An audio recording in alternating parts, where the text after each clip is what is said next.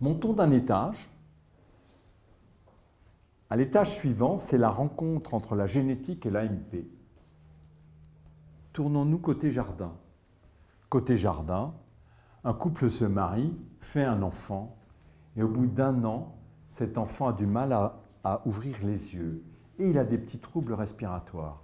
On l'amène de pédiatre en pédiatre, et finalement, le diagnostic finit par tomber. Myopathie de Duchenne de Boulogne, une horreur. La mort avant l'âge de 10 ans. La femme arrête de travailler pour s'occuper de son petit la nuit parce qu'on va lui mettre un respirateur pour pas qu'il oublie de respirer la nuit.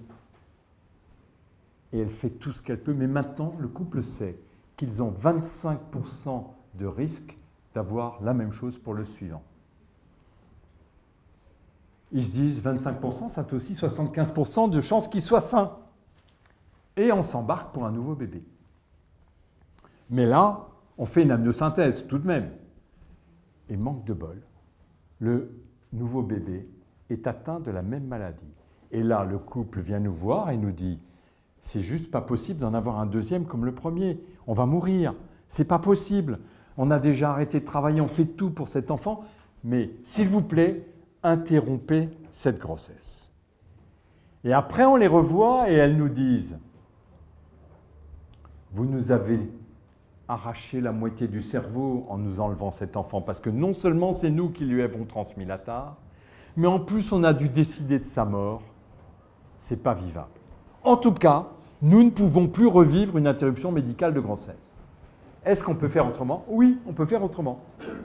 Au lieu de faire le bébé au fond du lit, on prend les gamètes des deux, on fait des embryons, on fait un petit trou dans l'embryon pour sortir 2 cellules au moment où il en a 8, et on fait l'analyse orthographique de son ADN. Et on réimplante les embryons qui n'ont pas la faute d'orthographe de la myopathie, et on ne réimplante pas ceux qui ont la faute d'orthographe. Ça s'appelle le diagnostic préimplantatoire. Voilà le côté jardin de mon 3e étage. Mais tournons-nous du côté court. Alors, côté jardin, les roses sont roses, bien entendu. Des couples qui étaient harcelés par le mauvais sort qui leur tombait dessus, et là, c'est enfin une grossesse sereine et un enfant qui n'a pas cette affection.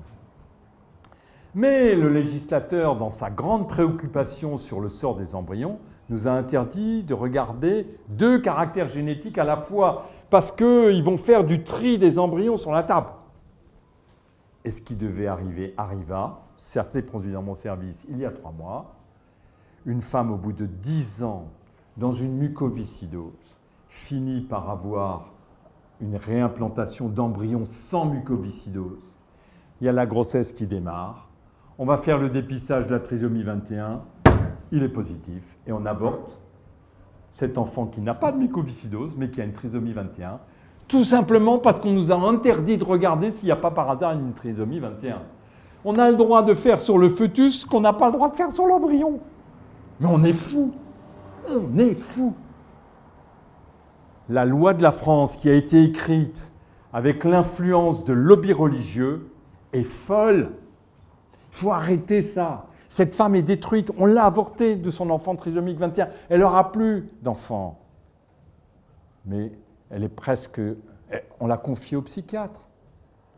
Donc, on a fait plus de mal que de bien dans l'histoire. Tout simplement parce qu'il y a eu quelques sénateurs et quelques députés qui se sont achetés leur paradis. Il faut revenir en arrière là-dessus. Il faut revenir en arrière. Ce n'est pas possible d'en rester là. Ce n'est pas possible. Mais au niveau du DPI, la moitié des DPI en Europe sont faits pour le social sexing. Diagnostic préimplantatoire. Social sexing.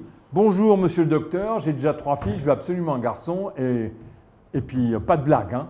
Le DPI le permet vraiment à 100%.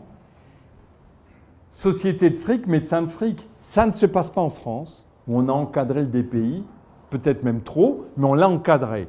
Mais tout autour de nous, le DPI, vous savez le pays qui fait le plus de DPI?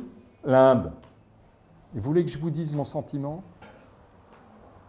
C'est mieux qu'ils réimplantent des embryons de garçons plutôt qu'ils tuent les petites filles. Mais on a eu des élèves hindous pendant 10 ans qui venaient apprendre le DPI, pays qui est pauvre, le DPI qui est une médecine d'ultra-luxe extrêmement chère, ben l'Inde, c'est le premier pays au monde en matière de DPI pour le social sexing. À la limite, ça ne nous concerne pas, mais je vais vous dire ce qui nous concerne. Nous sommes maintenant de plus en plus capables de voir la totalité des gènes d'un futur embryon. On peut faire des chips qui nous montrent 300 défaillances génétiques et on va être capable, sur une seule cellule d'un embryon, de voir une myriade de maladies. Alors la question c'est où est-ce qu'on s'arrête?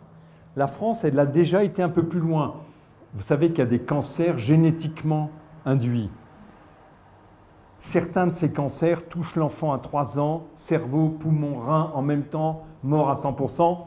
Tout le monde a dit OK pour le DPI pour cette maladie-là, le Lifroménie. Mais il y a des cancers qui touchent l'adulte quand il a 60 ans et à 60%, le cancer du sein, le BRCA1 qui donne une probabilité de cancer du sein. Question posée, faut-il faire un DPI quand il y a une famille qui est BRCA1? Et donc vous voyez que tout est dans le passage à la limite, comme d'habitude en éthique. C'est difficile. On a fait des règles pour l'oncogénétique, mais on va arriver à un moment où on saura tellement de choses génétiquement sur une seule cellule embryonnaire que ça deviendra de plus en plus compliqué. Je termine en montant au 4e étage, qui va être plus court parce qu'il n'y a que les tiges, et pas construit, c'est le clonage reproductif. Le clonage reproductif, il n'y a pas de côté jardin. Il est en retrait et il n'y a pas de côté jardin. Pourquoi? Parce que les gens qui demandent le clonage reproductif, il y a 3 catégories. Il y a Raël, qui se trouve tellement beau et intelligent qu'il estime que ce serait bien qu'il y ait une centaine de petits Raël. Bon, on se marre, c'est pas grave. Mais il y a tous ceux qui ont perdu un enfant et qui veulent le même. Ça ne me dérange pas pour les chats et pour les chiens, ça me dérange vraiment pour les humains. Marché de plusieurs milliards de dollars. Des parents américains qui ont perdu un enfant et qui veulent le même. Et puis, il y a tous ceux qui vivent dans une culture où la filiation paternelle a une énorme importance. Il y a des cultures où si vous demandez à un homme stérile « Qu'est-ce que tu préfères? Un don de sperme ou qu'on prenne une de tes cellules de peau pour faire le petit ?» Je peux vous dire qu'il y a pas mal d'endroits où on préférera prendre une cellule de peau pour faire le petit, plutôt que de prendre du sperme d'un donneur. Et toutes ces cultures-là vont être assez favorables, si ça marche, au clonage reproductif. Alors, c'est la seule lueur d'espoir dans toute cette affaire. Il y a 165 pays qui, au moment où Raël a annoncé qu'il y était enfin arrivé, ce qui était faux, bien sûr, ont dit on interdit le clonage reproductif. 165 sur 200, ce n'est pas la totalité. Il y en a quand même qui ont dit « Attends, la Corée, ils ont dit « Nous, on continue. Israël, on continue. » Continue. Les pieux religieux, là, il n'y a pas marqué « Tu ne cloneras point » dans la Bible, comme un oubli. Et donc, ce n'est pas interdit, on a le droit de le faire. Et quand on est stérile, aller demander à un autre de donner son sperme, juste pas imaginable. Donc, ils n'ont pas signé. Il y a tout un tas de pays, et si c'est possible, ça aura lieu. Ça aura lieu, et moi je pense qu'il faut l'interdire pour la raison suivante. Ne fais pas à autrui ce que tu n'aurais pas voulu qu'on te fasse. Moi, j'aurais pas aimé que mon père puisse me cloner avec une de ses cellules. Il m'a déjà assez cloné comme ça, il voulait que je sois médecin, il voulait que je sois professeur, ça va, c'est déjà suffisant. Mais si en plus, il avait pu avoir barre sur mon corps et sur mon état physique, il m'aurait enlevé ma liberté. Et je pense que c'est au nom de ça qu'il faut interdire le clonage reproductif, chose qui est peut-être en train de se faire, mais pas sûre, au niveau de la planète. Au total, et pour conclure, vous voyez que toutes ces techniques sont susceptibles de changer considérablement et la famille, et la manière de nous reproduire. Et moi, ce qui m'intéresse dans une réunion comme ce soir, c'est de vous avoir fait comprendre que ce n'est pas une affaire de médecins, que ce n'est pas une affaire de scientifiques, c'est l'affaire de tous. C'est l'affaire de tous qu'il faut véritablement s'approcher de ces sujets pour les comprendre et en déplisser la complexité, pour être capable de donner son avis et d'interférer sur les choses bonnes ou pas bonnes qui sont décidées en notre nom. C'est le but d'une démocratie. Et dans notre démocratie, sur ces questions, Il y a des happy few à Paris qui s'autorisent à décider pour les Français ce qui est bon pour eux. Nous, on sait ce qui est bon pour les Français et on ne discute même pas. Il y a 2 sujets qui n'ont pas été discutés dans la dernière révision de la loi bioéthique, je vous le donne en mille, l'anonymat du don de gamètes et la GPA. Alors il y a 5 types qui ont décidé qu'on n'en discuterait même pas, c'est-à-dire qu'on ne fait même pas confiance aux Français pour parler de ces sujets. C'est dire à quel point on nous a infantilisés et c'est pour ça que luttant contre une situation un peu autoritaire et un peu paternaliste de nos édiles, j'estime que nous pourrions prendre en main ce genre de choses à condition qu'on les ait comprises. Merci de votre attention.